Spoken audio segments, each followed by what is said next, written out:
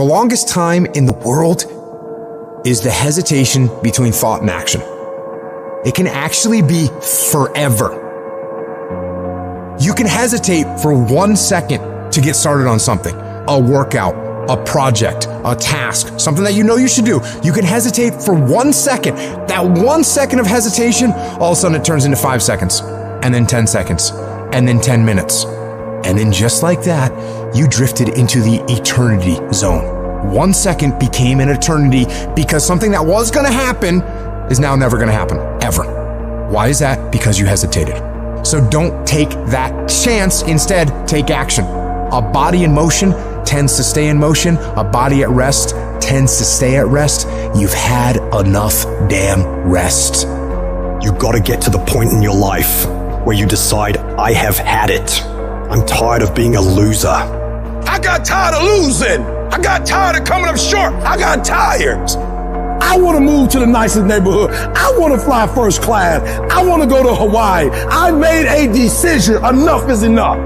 It's showtime. In order for you to go from one level to the next level, in order for any woman to transition, for any man to transition, the thing that they want must be greater than the thing they currently have. Humans do not transition to another level when they're comfortable with the level that they're on. You only go to another level when you say, enough is enough. I want you to live the life you were meant to live. You hear me? Not the life that was given to you. You deserve to see what your life would look like if you gave 120%. And what I need you to do is I need you to look at yourself in the mirror and say, come on, stop playing. I deserve to see what my life would look like if I gave 120%. That's lion mode. And you got to get to a place where you start executing. Making a freaking plan is the easy part. And you have to understand, if you don't execute on the plan, if you don't get up in the morning when you're feeling tired, scared, if you don't execute, you're not just cheating yourself, dude.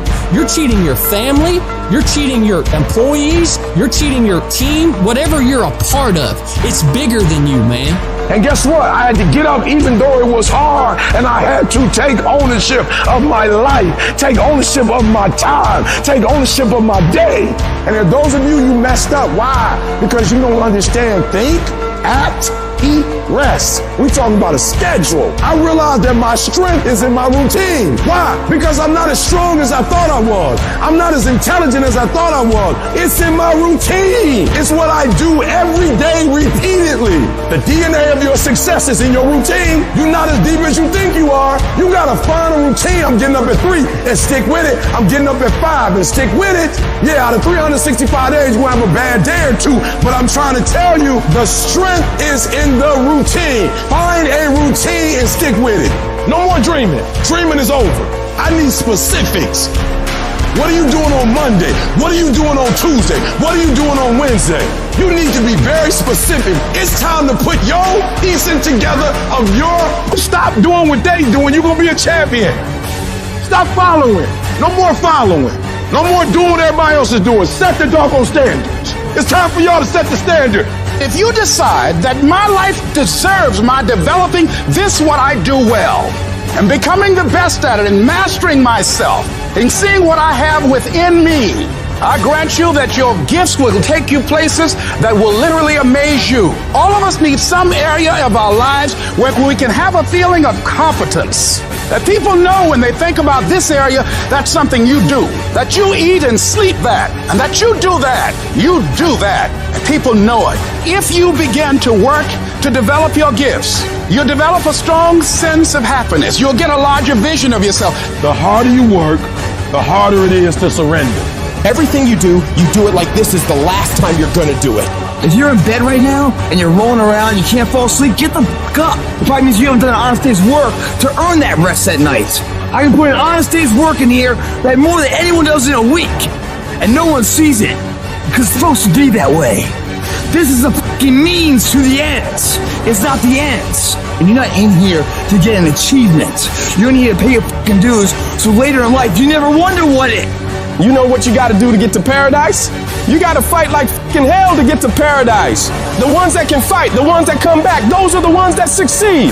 Those are the icons of the world. There's many legends out there. There's very few icons. Do I want to be here right now? No, I don't want to be here right now. I'd much rather be home watching the game. But later down the road, I don't want to always be just watching the fucking game. One day I want to play the fucking game. So by being here now ensures that I'm not going to be a spectator for the rest of my life. That's why I love the fucking pain and progress. It is the process of the grind that shapes you and forms you. It's not the game. And that's why most of y'all get beat in the game or make mistakes in the game, because you think grinding is what happens when the sun comes out. You think grinding is what happens when the lights come on. You think grinding is what happens when people get in the stage. That's not grind. The real grind is in the dark when nobody sees you, when nobody knows what you're doing. When you studying without coach, when you putting in those extra reps, when you watching those videos and you getting inspired, when you change your music, it's the process that makes you sweet. No matter how good you are, no matter how fast you are, no matter how smart you are, no matter how strong you are, there is always someone out there who will be bigger, faster, smarter, or stronger. So what do? You can't always control who or what you're up against, but you can always control your effort. If you're not intentional about how you spend your time, you'll look back and wonder where it all went. The urgency of time isn't about working nonstop or burning yourself out. It's about prioritizing what truly matters. It's about living with purpose and intention. Ask yourself, what are the things that, if left undone, you'll regret the most? Is it spending time with loved ones, pursuing a passion, building your career, or taking care of your health? Whatever it is, those are the things that deserve your attention. They are what you should be dedicating your time to, not the trivial distractions that offer no long-term value. One of the most powerful shifts you can make is to view time as an investment. Every moment is a currency, and how you choose to spend it determines the return you'll get. When you spend your time wisely learning new skills, nurturing relationships, or working toward a goal, you're building a future that's rich with meaning and fulfillment. But if you squander your time on things that don't matter, you're setting yourself up for a future that feels empty and unfulfilled. The key is to become aware of how you're using your time. Start by paying attention to your daily habits and routines. How much time are you spending on things that truly align with your goals? How much time are you wasting on activities that don't bring you closer to the life you want? Awareness is the first step toward change. Once you're aware, you can start making deliberate choices about where your time goes. It's also important to remember that time isn't just about productivity, it's also about presence. We often get so caught up in doing more, achieving more, and ticking off tasks on our to-do list that we forget to actually live in the moment. But life isn't just about getting things done, it's about experiencing and appreciating the journey. So while you're working toward your goals, don't forget to take time to enjoy the simple pleasures of life, the laughter of a loved one, the beauty of a sunset, or the satisfaction of a job well done. Recognizing the urgency of time doesn't mean you need to panic or rush through life. It means you need to be mindful of how you spend your days and intentional about how you use your time. It's about realizing that every moment is a gift and treating it as such.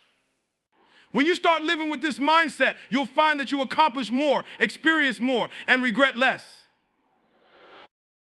In conclusion, time is the one resource we can never get back, and it's the foundation upon which our lives are built. The sooner we wake up to its value and urgency, the sooner we can start living a life of purpose, passion, and fulfillment.